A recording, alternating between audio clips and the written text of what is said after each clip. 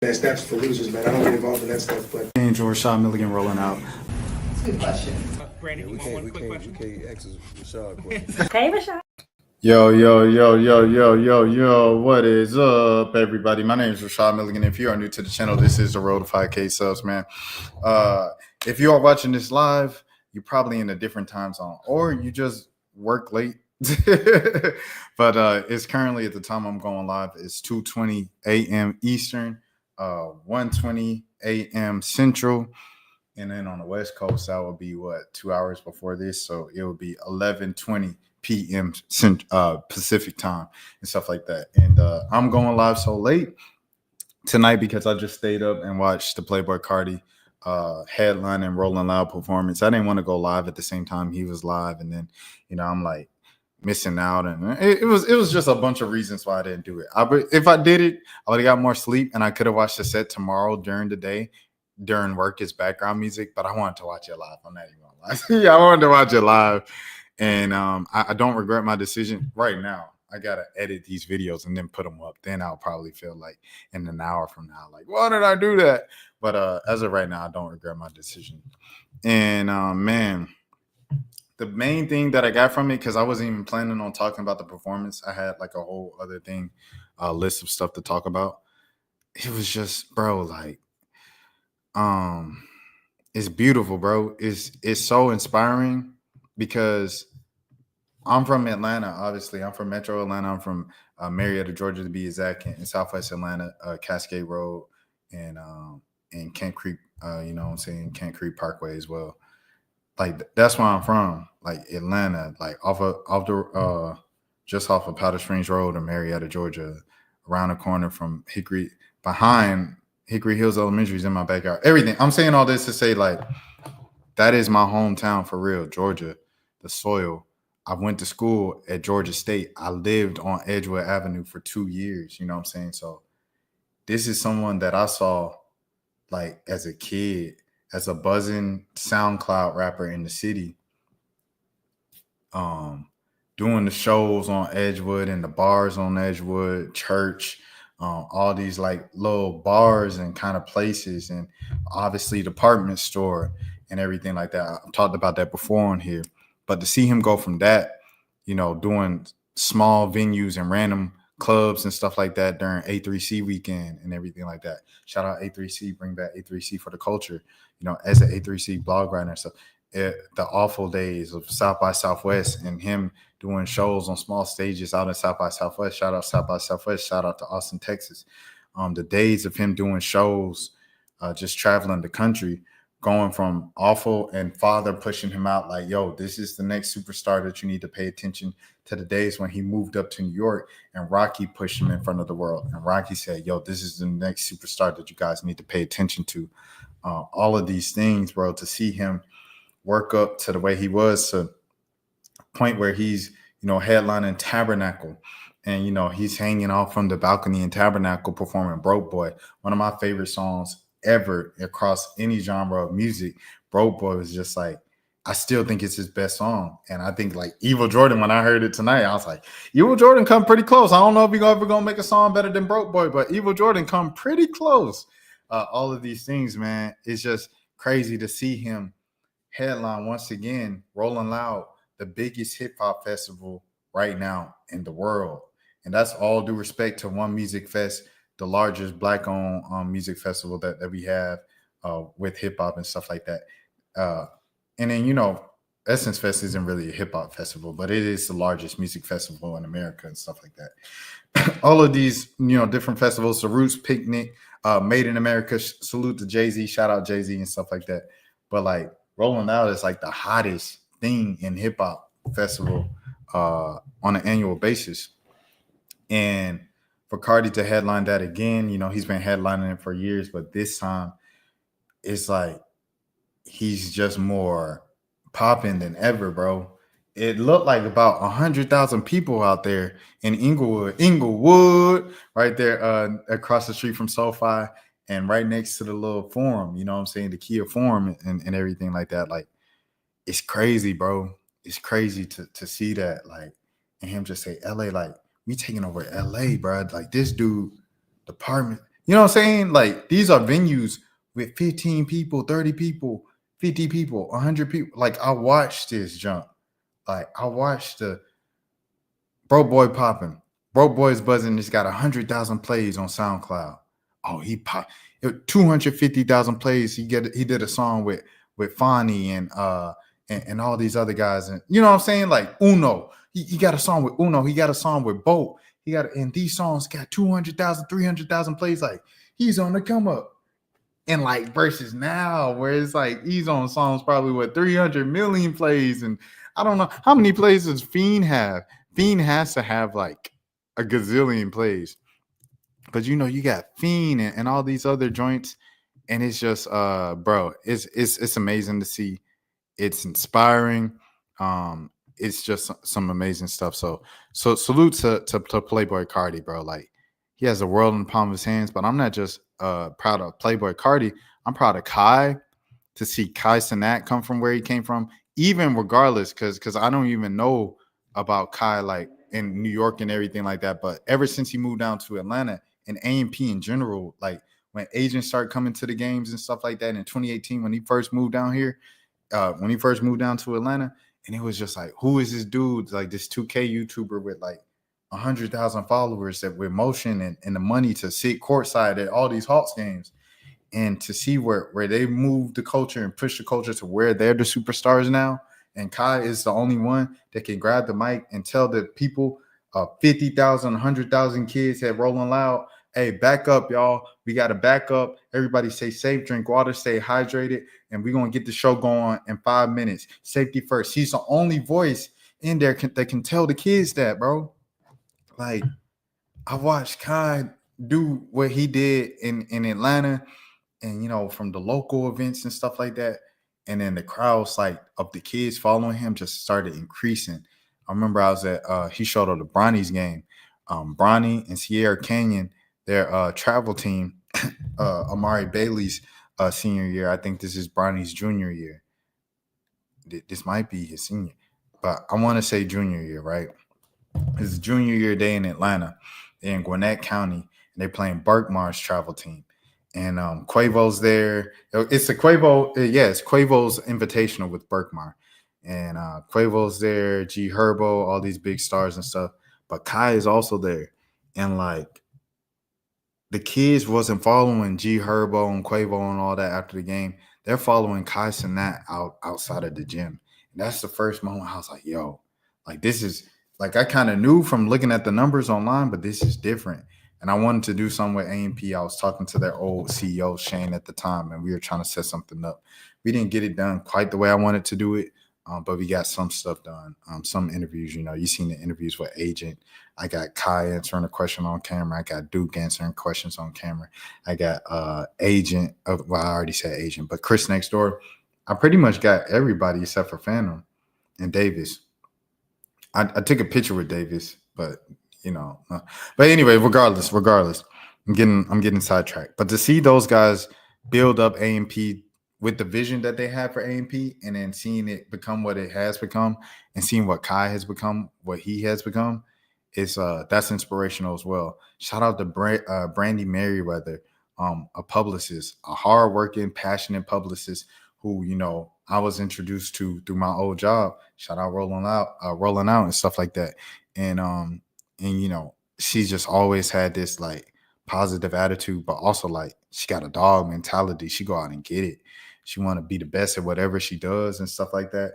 And to see her growth and stuff like that, of working with the Kai Cenat Little Basketball League to now I'm looking at Kai Cenat Little Basketball Association. Let me throw some respect on the LBA. To see her now on Neon Stream, and she's talking about Kai, you know, when they moving, I'm like, she's still with Kai. She's still working with Kai, bro. Like, that's the biggest streamer in America. You know what I'm saying? Like, that's crazy, dude. And she was working with the Young Democrats of Georgia and front and center during the entire Kamala Harris visit every time she can.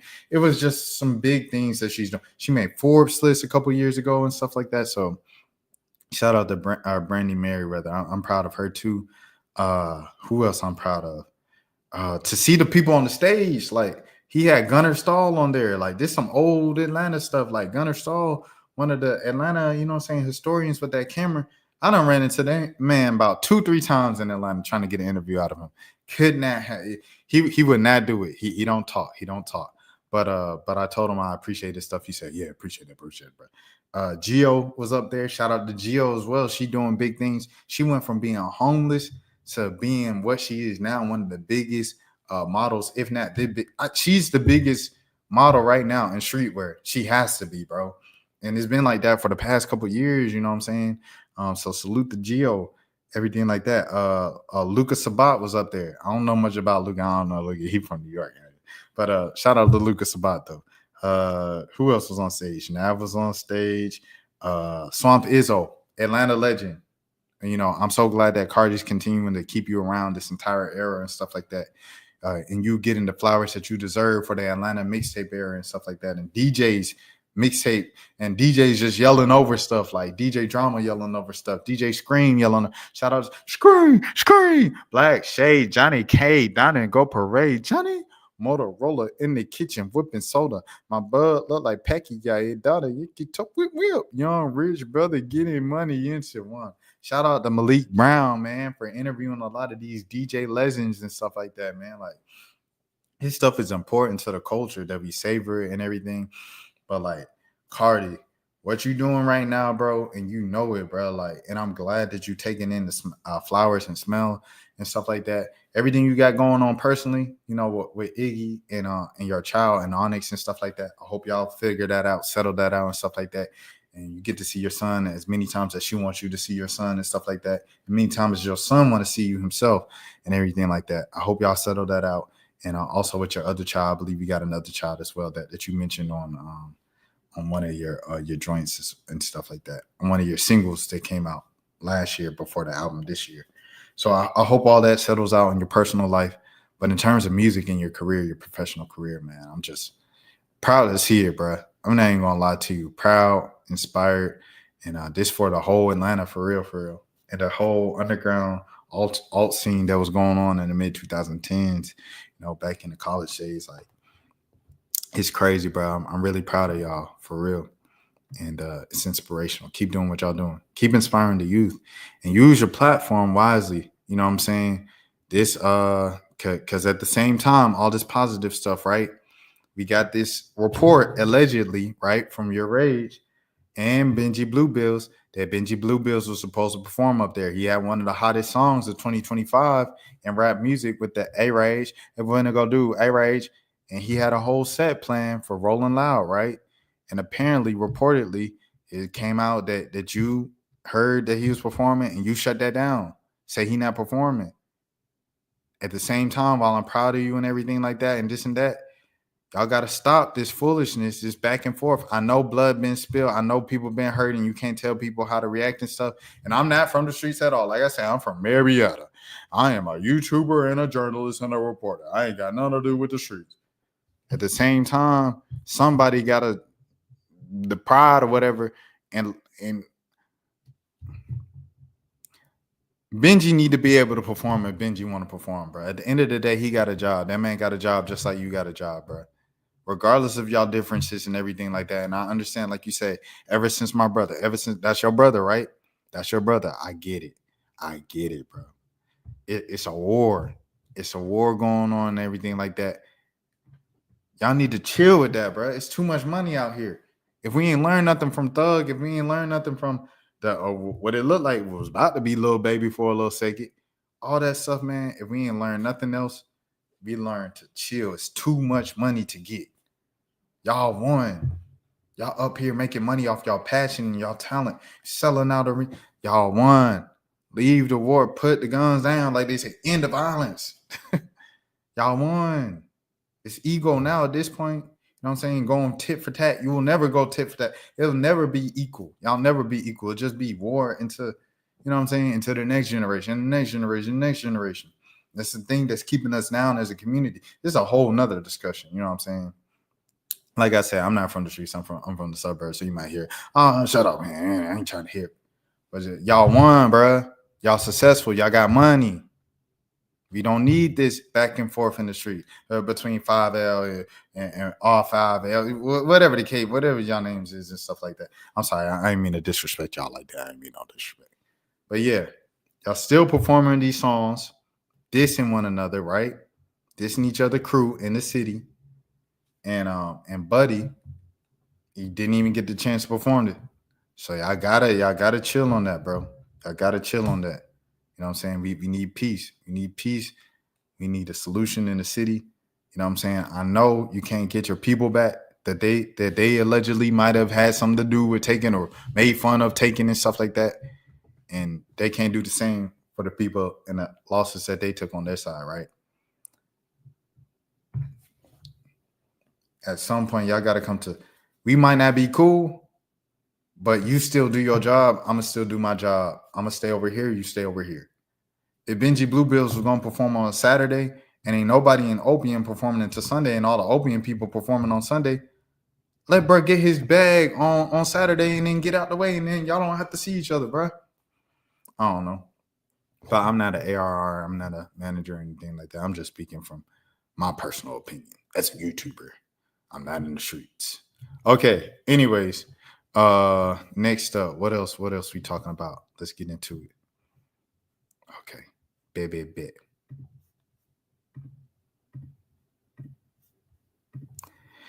ESPN snubs Caitlin Clark in NCAA women's basketball GOAT ranking. 3 ESPN analysts made a case for why Caitlin Clark can be considered one of the best women college basketball players. Now, I'll say this. I don't think Caitlin Clark is the GOAT of college basketball, women's college basketball, but she's 100% without a doubt one of the greatest ever, easily. Now, if this is going by position and they saying a point guard and a shooting guard is better than her, say like you say Lynette Woodard or Pearl Moore and then Maya Moore in the backcourt. Man, that's tough. That's tough. If you're doing a starting lineup position by position, that's tough.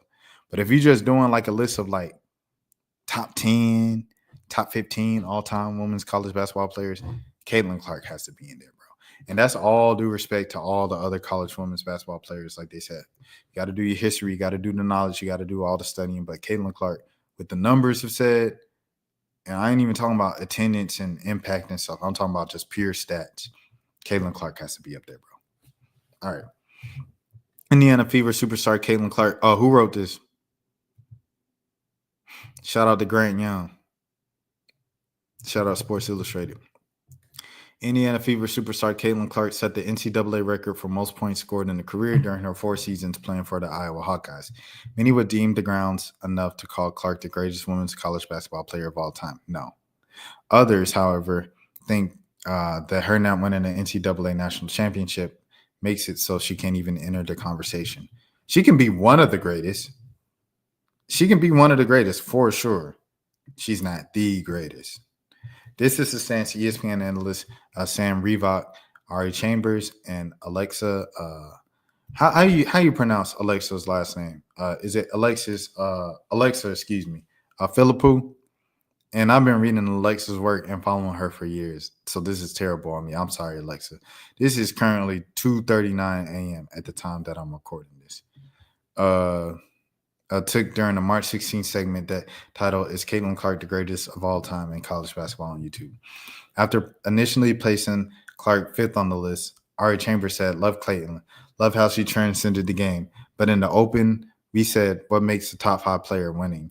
The only strike against Caitlin Clark is that she has not won a national championship.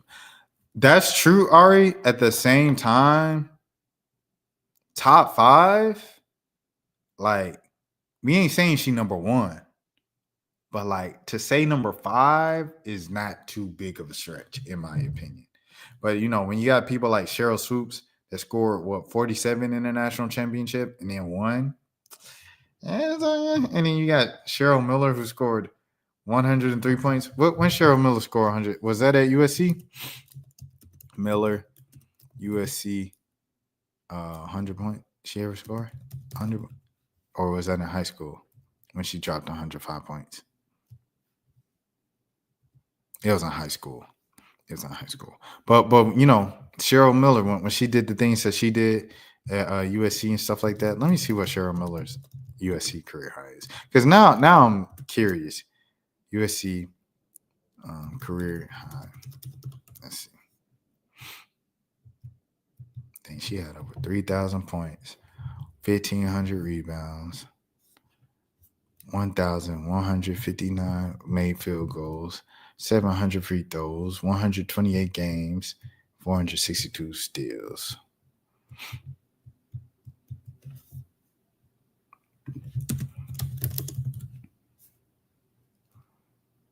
They don't have her career high in points.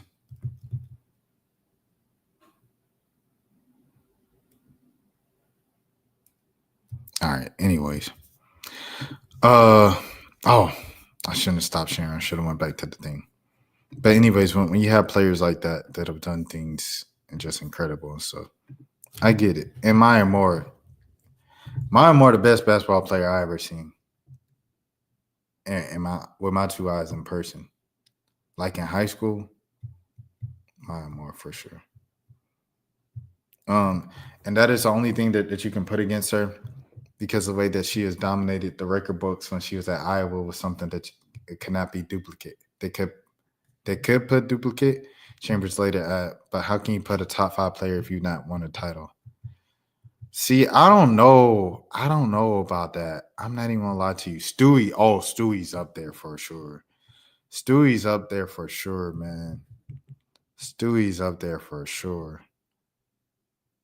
Like I think number 1 is either Maya Moore or Stewie, right? It's got to be. And then Cheryl Swoops has to be in the top 5. Who was in the top 5? That's what I want to know. Okay, so they put Cheryl Miller number 5. The rest of the list is Stewie at 1, Candace Parker at 2, Diana Taurasi at 3, Maya Moore at 4. Cheryl Swoops? That's what I'm upset about. Cheryl Swoops. If you put Cheryl, okay, see, look, here's my thing. If you gonna do 5, bro, because I'm looking at this, I'm thinking Cheryl Miller scored 100 points at USC. She didn't. You know what I'm saying? She did that in high school. She averaged 23 points at USC. You know what I'm saying? Which is amazing, sensational, salute, especially back then. You know, ain't like you 3-point and all that. Didn't even have a 3-point line back then. You know what I'm saying? So that's amazing. That's sensational. The same time, Cheryl Swoops had 47 in them in the national championship game. He won the national championship. How many times? Oh, Cheryl Miller won twice. She won National Player of the Year 3 times. And that's kind of crazy. That's kind of crazy. At the same 3-time National Player of the Year, 2 championships. That's a tough resume. I don't know if that's engagement farming, all that. You know what I'm saying? I don't know, bro. I don't know. That's hate farming. I don't know, man. But I ain't gonna lie, that 5 spot. I think Cheryl Swoops got to be in the top 5. Love Caitlin. Let me see. Hold on. Nah, you're not getting me no copyright. So they got. Wait, is Cheryl Swoops even an option up here? Hold on now. Is Cheryl Swoops even an option? Shamika Holsqua, Lynette Woodard, Kelsey Plum. Shout out Kelsey Plum. Asia Wilson, Brittany Griner, Caitlin Clark. They don't even have Cheryl Swoops as an option up here. Is these the arrows to go? It's got to be, right? Because Maya Moore's not here. It's got to be Cheryl Swoops, bro. She scored 40. Imagine scoring 47 points in the national championship game and winning like today. That'll be the man. What? Man, like I said, I'm from Atlanta, right?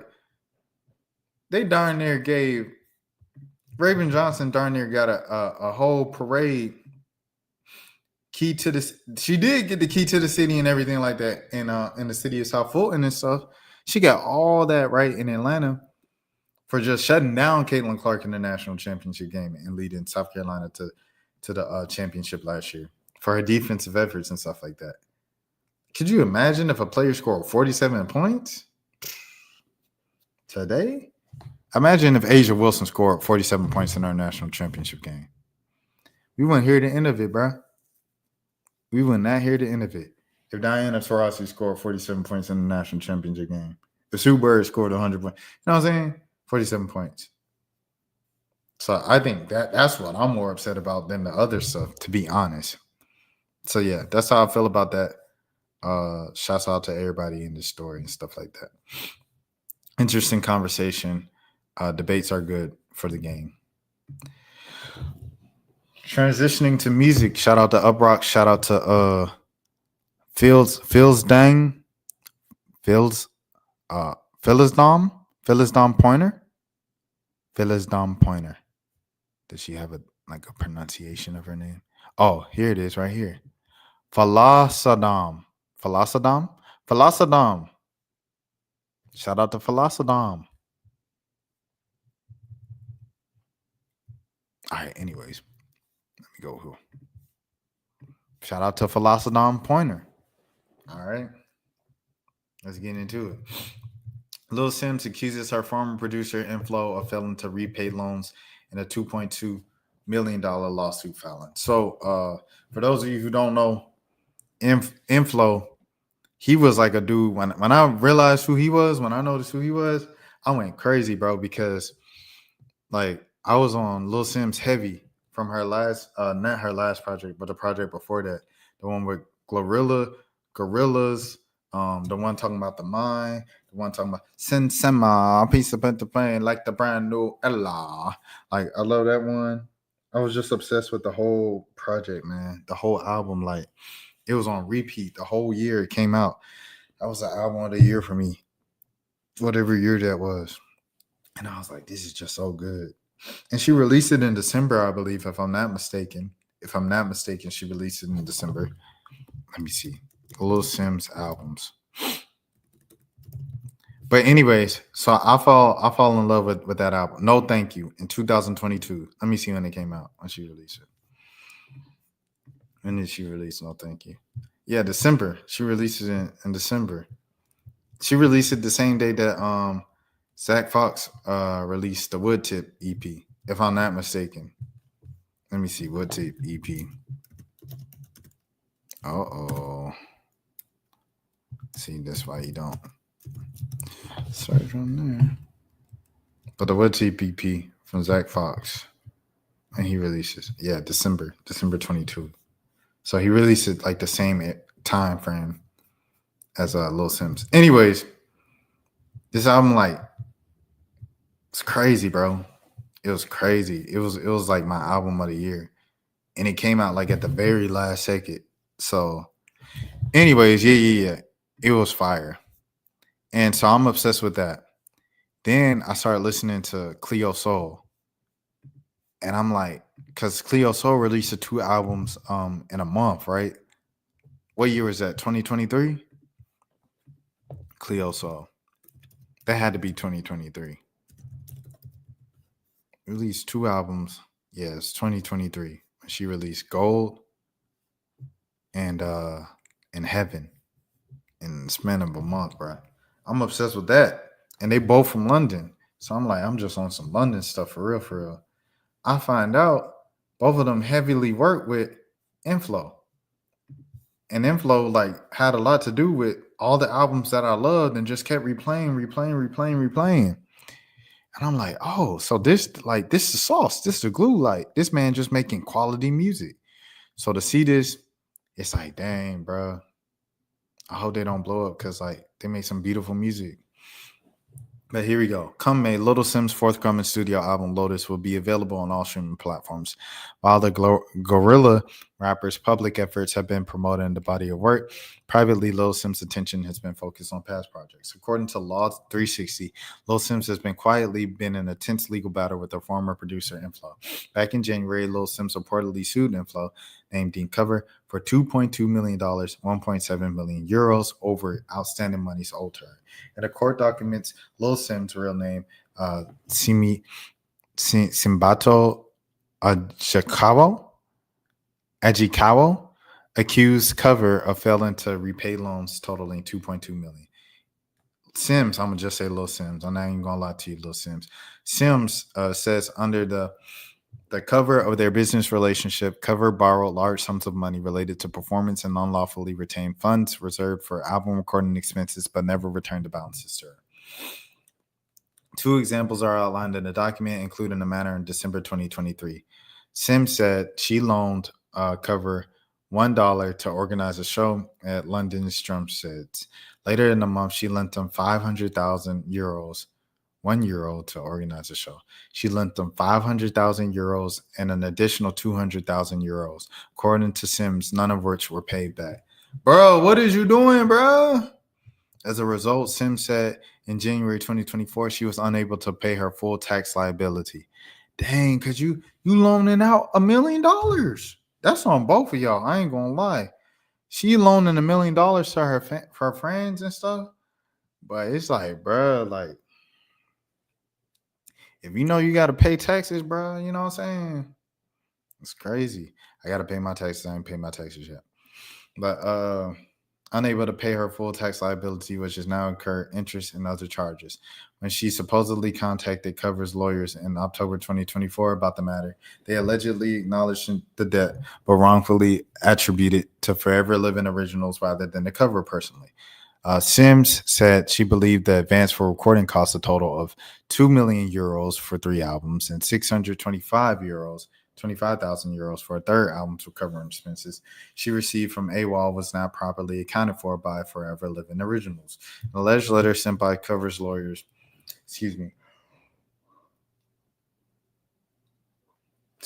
lists only 524,436 in expenses, although Simz claims she made 2 payments of $350,000 and $275,000 to Forever Living's original bank account. Inflow has not yet filed a legal response to Lil Simz allegations. So Inflow is also, I don't even know if I mentioned this, he's married to Cleo Sol. So it's just tricky. This sucks. This sucks for sure. And Mom, I apologize for using that word. But this is tough. This is tough business. Because, like, bro, like, run the money, bro. Run your bread. But, dude, this album, if y'all ain't heard it, that's why when people was like, oh, Dolce's the new Lauryn Hill. Nah, Lil Simz is literally Lauryn Hill coded, bro. But she just saying, she's known in America and stuff like that, but she not like Dolce known. Like, Dolce is like the biggest thing in America.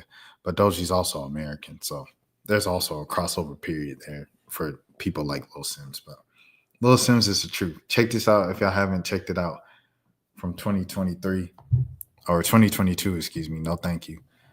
Amazing album. Y'all check out Cleo Sol stuff as well. Shout out to Inflow. He's a talented guy, but run your bread, bro. What is we doing right now? Run the bread. All right, so there's that. I hope all parties figure it out and y'all get that settled ASAP for sure. Okay, next thing. Okay, this was very interesting.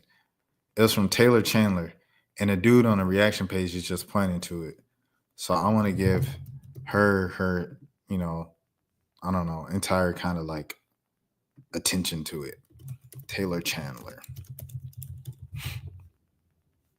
Let me see. I'm gonna share my screen.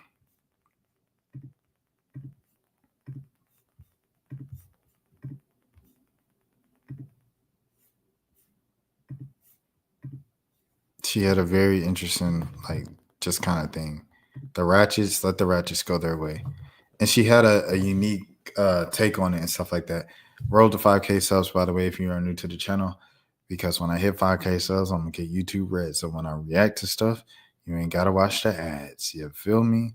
You feel me? And hoop, there it is. But this time I'm letting the ad play instead of skipping it because I wanted to support Taylor. Now, the next ad, I'm definitely skipping. Like this one, 100% skipping. But, you know, salute to Taylor. I was younger, right? I was teased for being too white.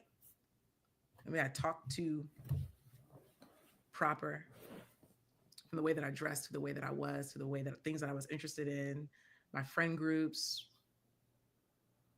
So, you know, I'm used to not being one of them. Some of y'all are too. I had values instilled in me at an early age. I don't like this. I don't like this off top, bro. I don't like this off top, bro. I'm not even gonna lie. I ain't gonna lie to you, bro. I ain't gonna lie to you.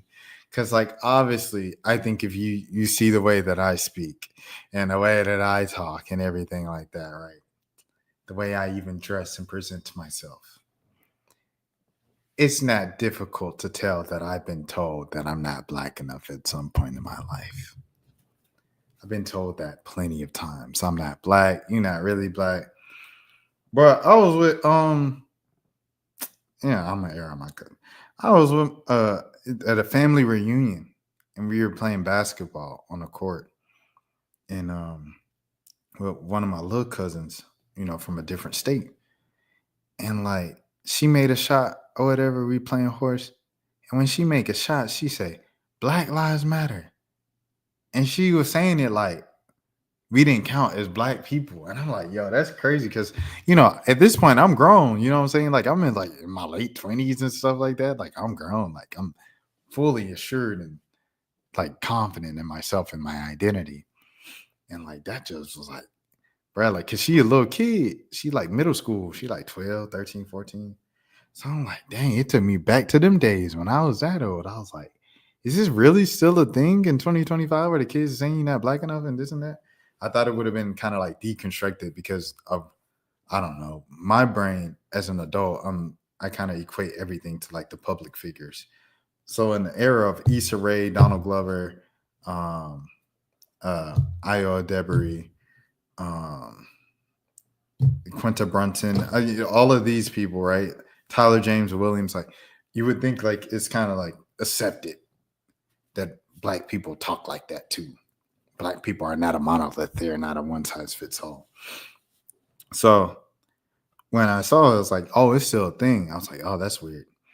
But at the end of the day, it's like I know who I am. I'm confident in who I am as a black person and stuff like that. So to say like one of them and ostracize those people, it's like I feel like counterproductive because I'm not going to talk down on the way that somebody else projects their blackness in response to someone talking down on the way that I present and project my blackness. Like we might have different ways of showing our blackness, but I'm not going to, I feel like that'll make me just as bad as you at that point. You know what I'm saying? But let's see. I'm just talking right now. We got 7 minutes in this video. Age, mainly through action. For my grandmother, especially, much more verbal with me than anybody else. But the values were instilled at a very young age. And then I believe that I just I have a natural calling and inclination to a certain way of being. I was drawn to this person, like these types of people and this way of being. And when I was younger, I didn't know that it was a good thing. I thought it was actually a bad thing because among other Black people, this was so unacceptable. Wait. When she said I'm drawn to a certain type of person and did a certain type, what's she talking about? She talking about white folks? All right. Let me watch. So from a very young age, you still using those tactics unconsciously because they get it from their parents. The kids are using these tactics of rejecting you if you don't recite, if you don't behave the way that they do. Now, as we become adults, the way of being or the things that you say and believe become more clarified and complex as we get older. But this shows up when you're very young. And that was very not Black. Black people are the only group, Black women, especially Black men have it too. I want to talk about women because they have the most issues out of all the people that have the issues. 100%. Black women Agreed. have the support of a massive group that participates in ratchet behavior and ratchet thinking. A massive group. Now, white, Asian, and Hispanic clients, they got ratchet people, but they don't have a massive support system of ratchets. They don't have the same support. That makes a huge difference. Because if you're going to be ratchet in Asian, especially, if you're going to be ratchet in Hispanic, if you're going to be ratchet in white, you can do that, but they don't have a safe space for you. You can do that, but you had to go away from the group to do that. They don't house you. They don't nurture that. I agree. The big groups of the other groups rejects it. The Black community, the massive group, accepts it and nurtures it. It's totally backwards. Rather than sending the ratchets away, the massive Black groups bring the ratchets. There's a safe space for them. Other groups don't have that. So it helps Black women to continue the behaviors. When they're confronted, you look like the minority because you are the minority that confronts that culture, that is counter Black culture. When you confront it, you're the minority and they're the majority. This is the only group, this is the culture where the ratchets, the ghetto, has the power socially. The nerds, the high value minded people. When I'm talking about high values, I'm talking about pro-social values. I'm talking about generosity, respect, honor, faithfulness, kindness. I'm talking about community. I'm talking about high values, your way of being. So the people like us, we in the Black community are the rejects. In other groups, though, they're the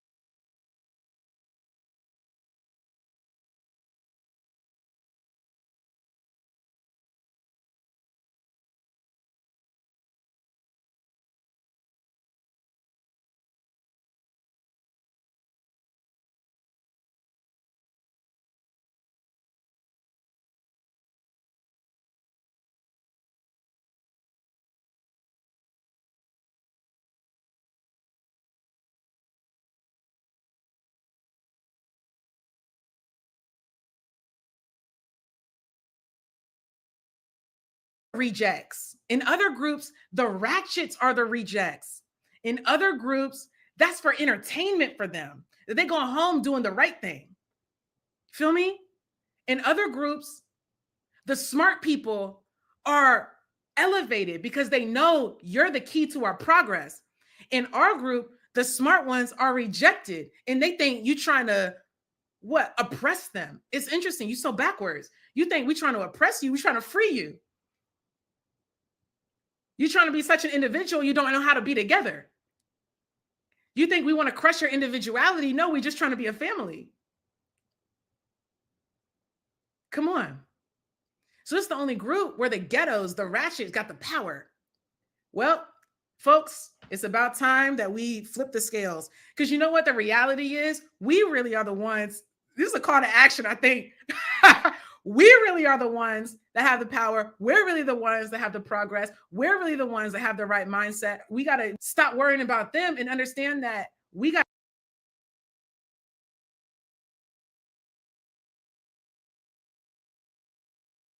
Hold on. I ain't even realize I was muted. My bad. I said this is where we disagree because you're promoting division. Like, I think that's counterproductive to what you're doing, right? Like, you're trying to get this whole thing of like unity, of like, hey y'all, we all the same, ain't we? You know, don't push us up. To versus like, no, us type of Black people are better than y'all Black folks.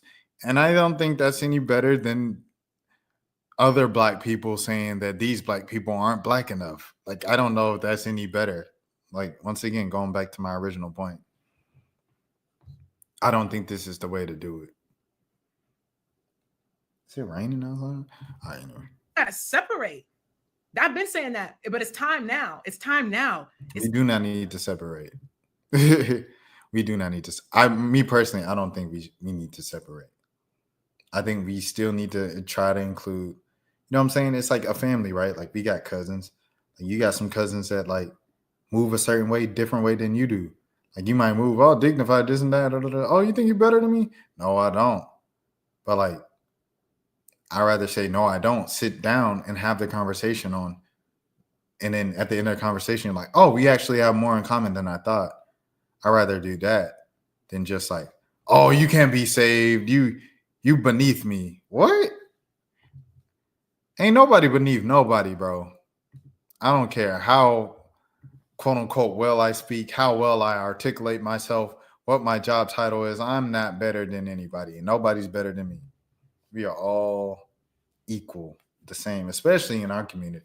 In our community, we so oppressed. We got so many people against us. Who am I to be? Oh, I'm with only the smart blacks that's progressing the community. I'm not doing that, bro, because we all need each other, bro. And the word is community. We all need each other. All right, anyway. It's time now. We got to separate. No. It looks on the outside like they're the ones that got the power because they're the ones that got the ears and the eyes on them. But it's really the ones like us. It's really the ones like us. So we're the minority of the black group. But we really got the most power because we got the right mind. Don't be confused. We need to stop being confused about that. The numbers don't matter nearly as much. As in, they got big numbers, y'all, but we actually have we got big brain. And some of us, it's not IQ. And I'm not even trying to be shady. IQ is not everybody's strength, but that's heart and it's spirit. And it's your spirit is aligned in the right direction. You don't got to be an engineer, right? But your spirit is aligned with the higher values. And those are the people that make the progress in society. The ratchets drown. But the thing is, we keep lifting them up and we keep giving them attention. We keep giving them energy and we're keeping them afloat. We are keeping them afloat. They can't do it on their own. Do you hear me? They can't do it on their own. We fund that. We click that. We look at that. And then we don't think that there's enough of us to really do anything. But the reality is a little bit of us goes a longer way than a whole lot of them. Us versus them in the black community is crazy. And I know that might sound kind of crazy for me because I've like, for the past few months, I'm just like, not like us, make a song. But like, it sounds crazy, bro. The last thing the black community needs is some more division, bro. That's my opinion. But yeah, us versus them is crazy, bro. Like I said, I ain't above nobody. I'm not above no man. I'm not above no woman. We are all the same, bro. We are all the same, dude. Okay, bet. How you do this? Sharing screen is easy as 2 monitors. All right, anyways, I'm going to get to this. An Eagles fan and Micah Parsons' brother went on a random back and forth on Twitter, and I came upon it. I was like, this is hilarious, bro. So, yeah, it's just something silly, lighthearted. I ain't gonna lie, bro. You just did all that, bro. If you scared, just say you fucking scared, you pussy bitch ass nigga. All you do is talk. All this internet shit, bitch. I said I will come on your show and cook you. I want to see your face when you can't respond back to the shit that I'm telling you. Facts about your bum ass quarterback. Fuck is you talking about? Nut ass nigga. You talking about Make-A-Wish content creator, motherfucker. You followed me first. You was following me. You was on my dick. You're still on my dick. You on my brother's dick. You try to make content off of us. and try to get caught off this shit. Stop the dumb shit for real, bro. Stop the dumb shit. Stop the dumb shit. Yeah. For real. Like niggas don't know you bought a stripper's Twitter account and that ain't got caught off of that shit.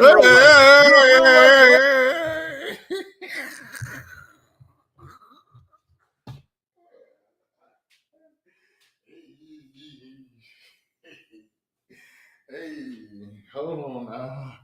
Hold on, twin. What we doing? Oh. Hey, hold on. Hey, yo. Oh my goodness. I see. I ain't catch that when I was watching. I was just laughing at the fact that they was yelling over football in the Twitter argument. I didn't catch what he said. Right there, that was crazy. All right. The only niggas that fuck with you is these dumbass Eagles content creators. And with a 5th grade reading level. We all know that y'all fucking stupid out there. Y'all can't read, y'all can't write, y'all can't spell. You don't even know what a good analysis is.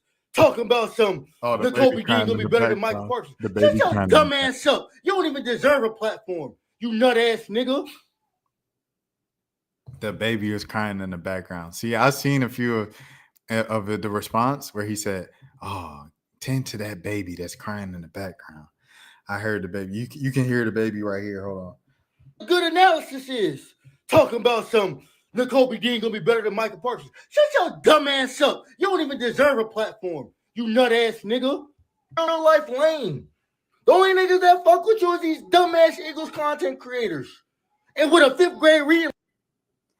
This man yelling at his phone in his house to the point where his baby started yelling because he yelling at a user on Twitter. It's crazy. The points he's making, it's funny points and stuff like that in the argument and stuff like that. It's funny. I ain't gonna lie. Everything like that will do it. At the same time, like, bruh, like you woke up your daughter for this, bruh. It's crazy. Or the baby, whether it's his son or life. You're a real life lame. The only niggas that fuck with you is these dumbass Eagles content creators. The baby. Content creators. And with a 5th grade reading level. We all know that y'all fucking stupid out there. Y'all can't read. Y'all. Yeah. All right. Anyways, let's get to this one. This is the Hurts, the Philly fans' response.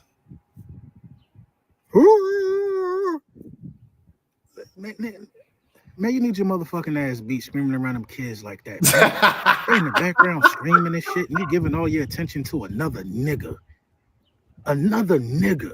You walking around the house, peasy ass head, old ass food in your mouth, in your teeth from the other day, giving attention to another nigga while your kids running around the fucking house screaming, man. Take care of them goddamn kids, man. God damn, man. Now let's get to the subject at hand, man. You's a nepotism Negro. You a nepotism content creator, bro. You exist in this space because of another nigga. Another nigga. People only care about you because of another nigga. See, they don't got the heart to tell you on that side, Terrence, because they think somehow they gonna get closer to Micah. But see, they not really doing their due diligence here. They not really, they not using common sense. Because if Micah never even got his own brother on the show, you know what I'm saying? And his own brother never been on his show, how they gonna get to Micah? They only tolerate you because of another man. You're not special. You're not special. You see, you playing with an Uno deck. You got an Uno deck full of skips. Your whole deck is full of skips. See, the superstar gene skipped you. Oh. It skipped you. We know you the oldest, though, but it skipped you. Went to the other guy. Man. Skip you. Skippy. Skipper. Skipped you. And it went to the other guy. So I think that's the basis of all your bottled up frustration and your energy. You in the house slobbering like a rabid Wolverine because of another nigga. When you got kids you need to be tending to, man. The common sense gene might have skipped you too. Because talking crazy on the internet don't actually mean you're crazy in real life, Terrence. Nobody believes that. Nobody believes the act that you putting up, man. Nobody believes the act. You know what I'm saying? Nobody believes it. You're just a nepotism guy, man. And you know, I gotta think about doing streams with people who don't bring nothing to the table but the name of another nigga. That's crazy, right? And then you got a lot of ketchup stains on your jacket, and it's just not honorable to even be talking to a guy like you. I know I make you mad. I make a lot of people mad, Terrence. I know it. Oh, if I wasn't an Eagles fan, I'd be mad at me too. But I am. This man said, "Ooh."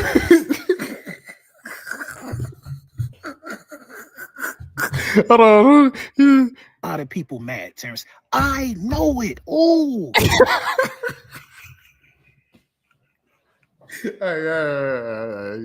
If I wasn't an Eagles fan, I'd be mad at me too. But I am.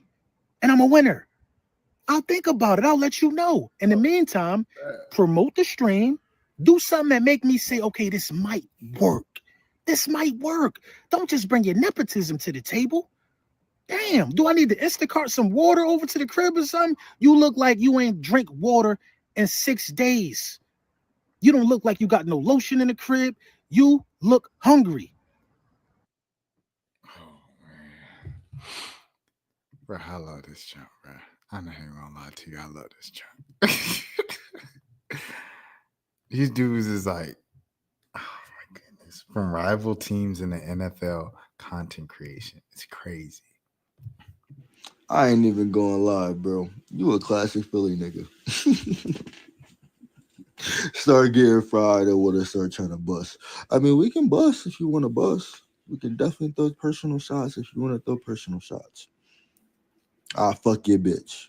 Uh-oh. Stop playing with me. Uh-oh. I don't even want to fuck her. I want to fuck her with your dick for real.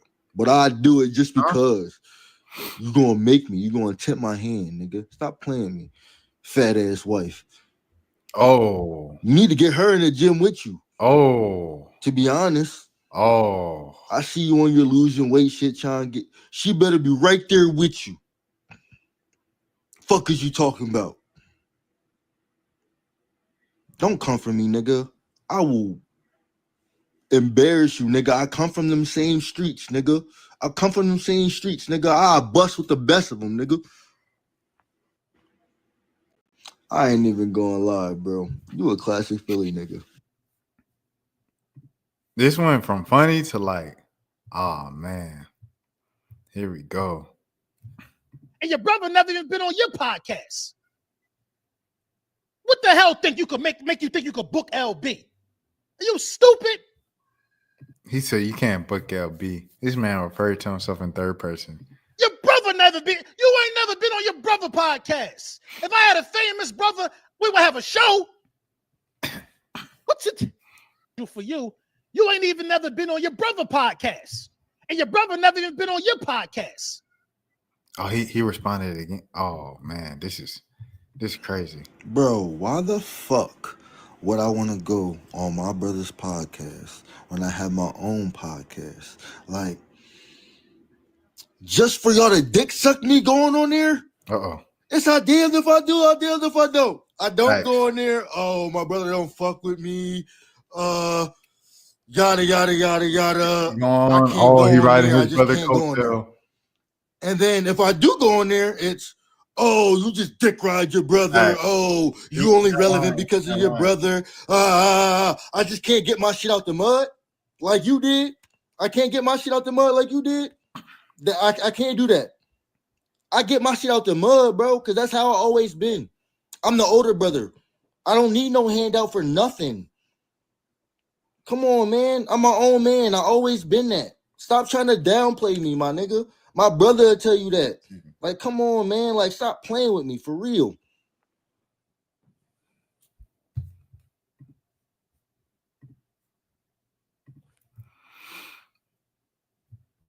I'm all high and shit. You ain't even really get your shit out the mud for real. You got a little bit of clout because you bought a strippers account. And then, you know what I mean? You got some clout off of that. You know what I mean? Like, the way you started, you took some skips, nigga. What the fuck?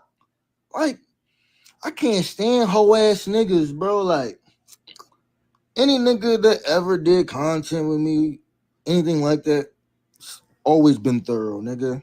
I went on the Philly podcast. I think it was like a top 10 Philly podcast on Facebook or something like that. Had good football discussions, no problems, built good friendships and shit, my nigga. Like,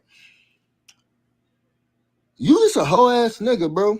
And I've been exposing your bitch ass since the beginning and you don't fuck with it. So again, stop hiding. I will come on your show. My nigga, you can come on my show if you think I need to step up from you, nigga. I don't give a fuck about you, nigga. I go on podcasts that get way more viewers than you. All that. And they fuck with me. So like I said, bro, you can come on mine. I'll come on yours, whatever. You can do whatever you want to do, my nigga. I just want to fry you in front of everybody so you can stop trying to act like you know football and shit, my nigga. You dumb as fuck, my nigga. Your football takes be so trash. And I'm about to expose you, my nigga, and you know it. So stop hiding and let's do this show, my nigga. Like, and it's not even that I want to do it because I want to do it. I want to do it because I'm tired of typing with you. Yeah, I'm tired of typing with you, my nigga. He done went from I want to be with your wife. I'll be with your wife just to make you feel jealous. Let me come to your podcast. What are we doing here? I feel like if you're gonna pick one side, if it's forget you, it's forget you. It ain't no forget you. But if you want to come on my podcast, forget you. But if you still want me to bring on your podcast, I'll do it. I don't know, bro. I feel like once you cross that line, you cross the line. Cross the line. I feel like you got to stay there on that side. I'm tired of your slick jabs and all that. I got family that are Philippines. They watch your shit, my nigga. They tell me every time you want to throw shots and shit, nigga. Like, I don't think about you outside this Twitter shit, my nigga. You really think about me, my nigga. Like, your shit's really kind of weird, my nigga. He way too bothered to say, I don't think about you outside of Twitter. Like, the first video, you literally had babies crying in the background, bro. Like, come on now. Like, let's not lose the war over ego, trying to crash out. You know what I'm saying? Let's not do that. I'm trying to air all this shit out on live. And hopefully at the end of this shit, you respect me a little bit because I'm going to fry you. I'm going to expose all that football shit you swear you know, my nigga. I swear to God. So do you want to go on the podcast or do you want to be with his wife? Because now I'm confused. At first, I was like, oh, he took it there. He went personal. He went this and that. He called his wife fat. He did this. He did that. And now it's like, huh? What we doing? Let me see.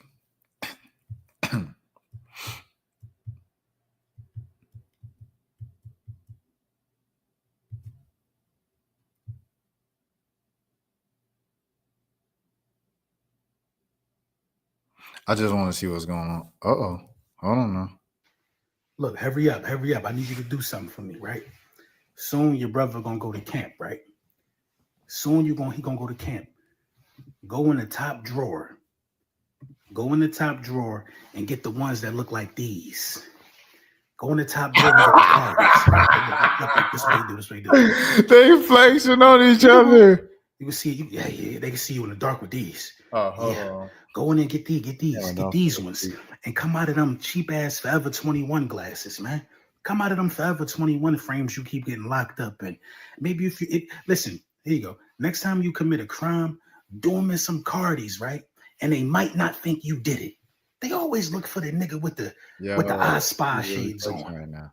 They always look for the nigga with the $15 Jones. They always look for that nigga. If it don't pop up, you know what I mean? When you go to camp, go in the top drawer with a sock set. That's what most people keep them at. Get the ones with the C's. Get the ones with the C's. Jamaican bobsled team head ass. Jamaican bobsled team is hilarious.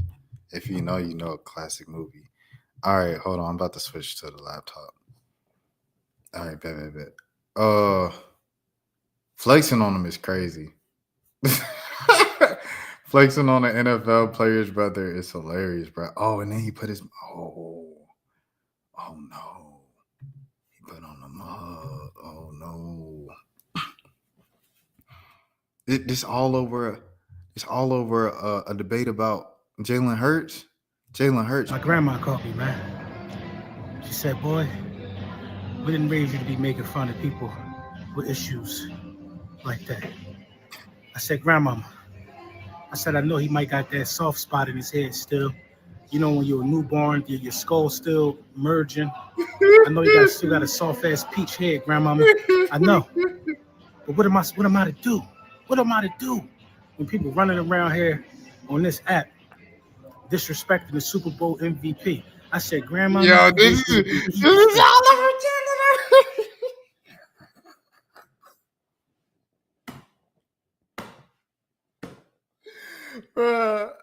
If y'all don't know, bro, on Twitter, one of the best moments in Twitter history, bro, was Christmas Day. I think it was 2014, bro. It might have been 2013, but I think it was 2014, bro. These dudes, it's like my tweets funny AF or something like that, and snotty dripping, right? They having a debate about Kobe Bryant, bro, on Christmas Day. And it got so heated. My tweets funny AF was like this dude, this bald head dude with a white beat on, right? And his pose like this, like he in muscle shirt. Snotty dripping, just like a regular like podcast, you know what I'm saying? Basketball podcast looking dude. He got a beard, car selfie with a little Cincinnati Reds hat, something like that hat on. So my funny tweets, you know, buff dude, he say, bro, you in Cali? He said, yeah, I'm in Cali. He said, I'm going to pull up on you right now. Meet me in Temecula. And that's like the midway point between where both of them were in Cali. It's probably like a 45-minute drive or whatever for both of them. On Christmas Day, bro, this started over an argument about Kobe Bryant on Twitter, dude. So apparently Temecula, I used to think it was Temecula, but it's Temecula. And apparently that's where Tori Kelly's from. And she said it in an interview, and she's like, yeah, my town's known for the place where two guys were about to meet for a fight over Kobe Bryant on Twitter. Like, it's crazy. But anyways, bro, the swole dude, my tweets funny AF, actually uploads a photo of him behind the wheel stuck in traffic on Christmas Day on the freeway driving to Temecula, bro. And the other dude, snotty dripping, never showed up. It's just insane how grown men will turn a social media argument debate over another grown man, a professional act. How far they would go with this, bro? They're having a full out tweeting war with these videos over Jalen Hurts. Does Jalen Hurts even know this is going on? Jalen Hurts. I got people that know Jalen Hurts. People in Alabama that know Jalen Hurts and stuff like that. I'm gonna have to be. Does Jalen Hurts know what this is going? And I knew, and I said that I was gonna be unbearable this season, Grandma. I said, what should I do? She said, baby, before you come home and get some of this good ass cooking, make sure you keep delivering out these good ass whoopers. I said, that's a bar. That's a bar. That's a bar. Yes, man. You remind me of like my grandma Rick Ross and a back and forth, bro. Like this is how Rick Ross be talking in his beefs on them things. He said, how y'all summer going? He cropped his wife out and he's like, I know why you cropped out your wife, this and that. Yo, this is all he said, Jalen Hurts winning the Super Bowl before Dak has completely destroyed any Cowboys-Eagles debate. I mean, what can they say? Show me some film. He did it. And then he made this.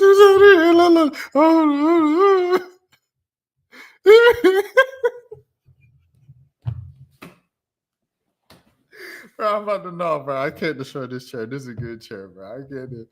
What in the world, bro? Oh my goodness, dude. Nah, this is hilarious, bro. This is grade A comedy, bro. He tweeted out Jalen Hurts. Hey, yo. All right, hold on, bro. He said, what we doing on Monday? He said, you really thought this was about to happen? He said, why TF would I have you on my platform? You don't have a Twitter bet that you welched on.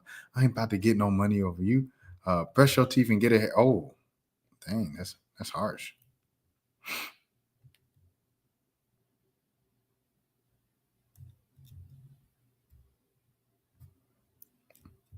Nah, he cooking him. He's cooking this dude. Tag him in the joint real quick. Look at that, man. He sent it to me. I framed it up. It's going right in the man cave, man. Super Bowl championship. I see why niggas is mad, man.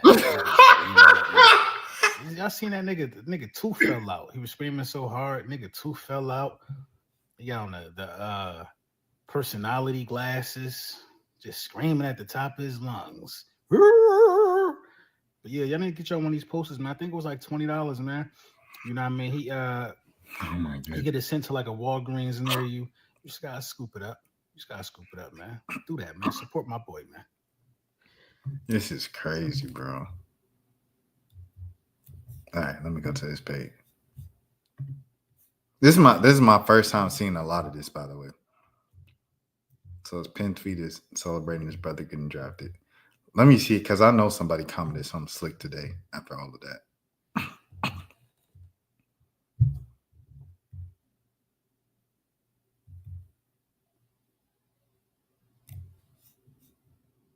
All right, anyways. Let me scroll down. All right, I'm scared. He said, yeah, Monday, you ain't got it. Nowhere to be. Why don't you just beat me up when you see me? Why we got to schedule a fight? What?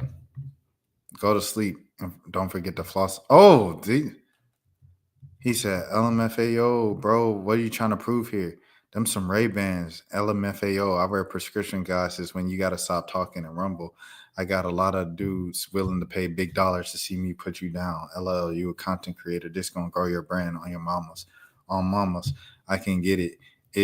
I can get it set up. This some real money. Pay that tab. That's the business that we need to get handled first. Other than that, when you're free to get stupid when you see me. And I'm free to carry how. What? Free to carry how I want when you do. I don't owe you a cent. And if you think you're going to get it in blood, schedule to fight, you'll make money. You'll see it in your life. LMFAO. And just say you scared for your life. Huh? He talking like he Bud Crawford and we got sponsors and contracts. On my mama, I can get it done. Say the word. My man sound like a straight bass head begging for a dub.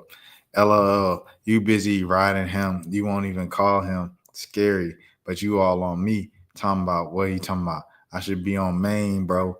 Talking about, do it to him, LB. You a cheerleader, go get your signs ready. Right. What I look like to watch a smoker get, well, I can drive down that way and see that for free. Hold on now. Pay that tab. I don't owe you a cent. He said, all right, I'm scared.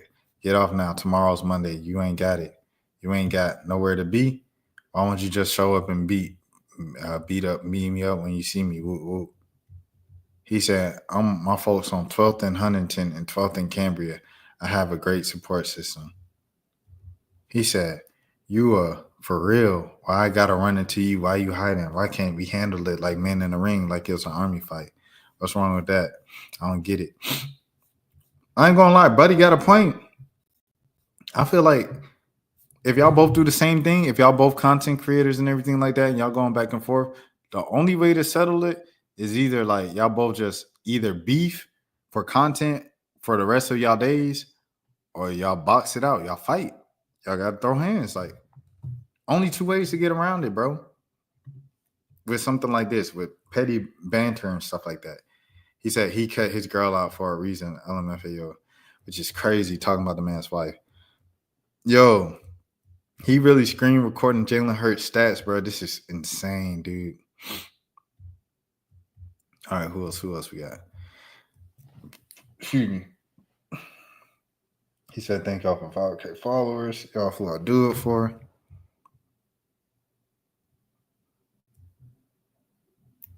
Why we got to do a boxing match? Just beat me up when you see me. I've never seen a dude so scary in my life. This is a check for both of us. If you can turn it into Jake Paul. Let's get this money so I can knock you out. And you can't call the cops on me. He's got a point, but he's also saying this because he knows like he's going to win.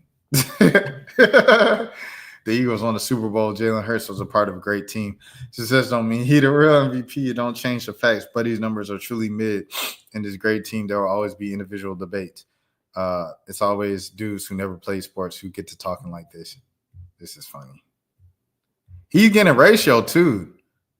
It's kind of insane he's getting ratio because he's not even wrong on a lot of this stuff. All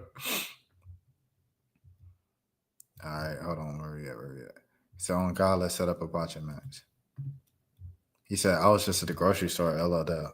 Every regular day stuff. That's where I'm hiding now. This is crazy, bro. But I was so intrigued with this because, you know, I was talking to someone recently and they were telling me how like how like toxic their communities can get, and they're like, other sports don't have this. And I'm like, yes, they do. This stuff get crazy. You folks go crazy over their ball, over their favorite players and teams and stuff. Folks get crazy, bro. On Hawks Twitter, man, them folks, it'll be like the Hawks lose. Let the Hawks lose. Let the Grizzlies lose. Grizzlies Twitter does the same thing. When them two franchises, when they teams lose, someone get called out. Someone gonna get your mama fat. That's why you fat. That's why you ain't got a job. That's why you ain't got it. Like, it's gonna get personal, and it's all gonna start as a domino effect from the Hawks losing or the Grizzlies losing every single time. Never fails. It just is what it is, bro. So a lot of these fan bases is like that. It's funny.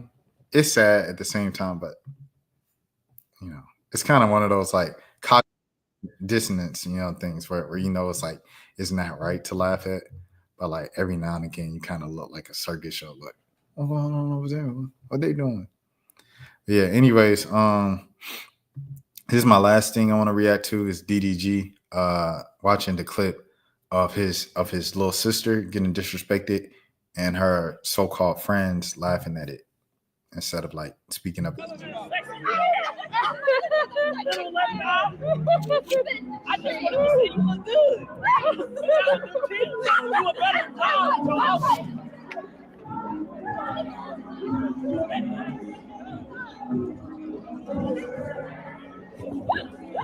Yeah, I ain't gonna lie. This a random dude that they don't know that's talking about her, right? And like, instead of like, yo, who are you? Where you get to step in this and that, they laughing and dragging away. Like, I ain't gonna lie, that made me look at stuff differently because it's like, if a stranger come up frying my friend, what am I gonna do? Am I gonna crack up or whatever? Or I'm gonna be like, yo, chill. I'm probably gonna be like, yo, chill. No, we not doing that on my boy. We not doing that on my homegirl. We not doing that. You know, I'm not going. So for them to laugh like this is really crazy. This is Gigi and Brooklyn Frost. Gigi, she dates Casinat, just in case you guys, and she does content herself on TikTok. And then Brooklyn is Deshae Frost's sister. That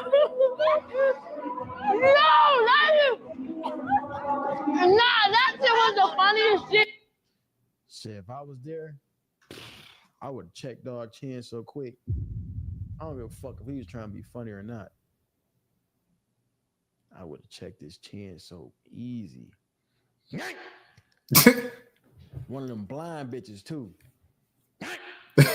Y'all saying cap on my life? I'll be really, man. Y'all know, bro. I'd be crashing out about my little sister. I would have socked that nigga so damn. 100%. That's your sister.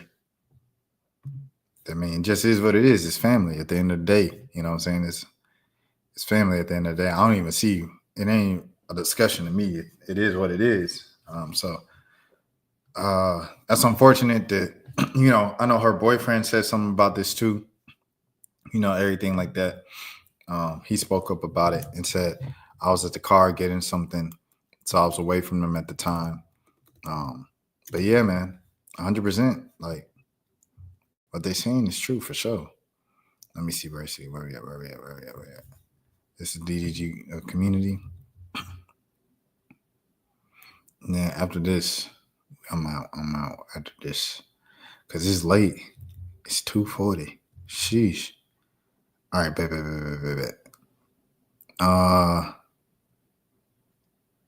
I can't find it. If I can't find it in a couple seconds, then we just, you know what I'm saying, gonna keep it pushing.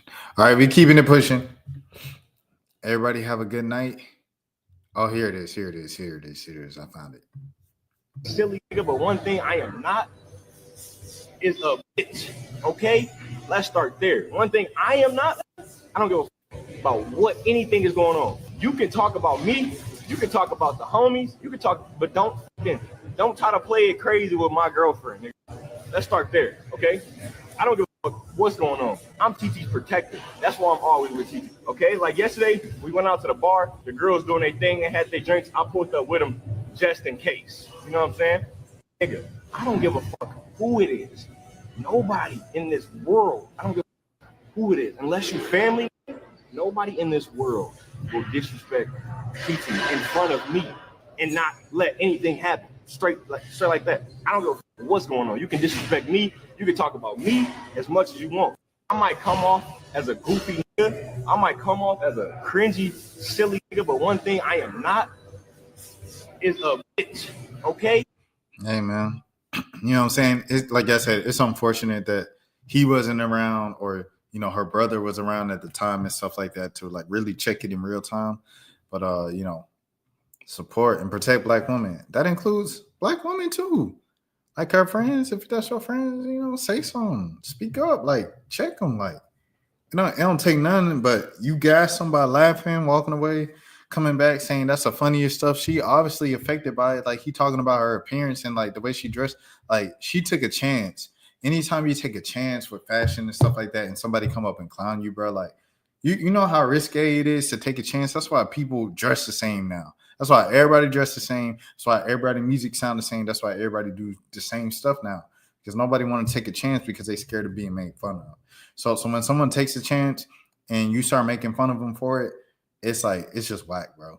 It like destroys their confidence. It takes away individuality, and a piece of like creativity in the world just died right there. You know what I'm saying? I just think that's whack. Bullies never win at the end of the day.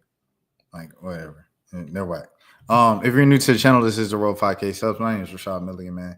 It's almost 4 a.m. Eastern. Oh my goodness. It's 3:42 a.m. Eastern, 2:42 Central a.m. I'm getting out of here. You guys take care of yourselves. Peace. That's for losers, man. I don't get involved in that stuff, but Angel Rashad Milligan rolling out. Good question. Brandon, We can't ask Rashad a question. Hey, Rashad.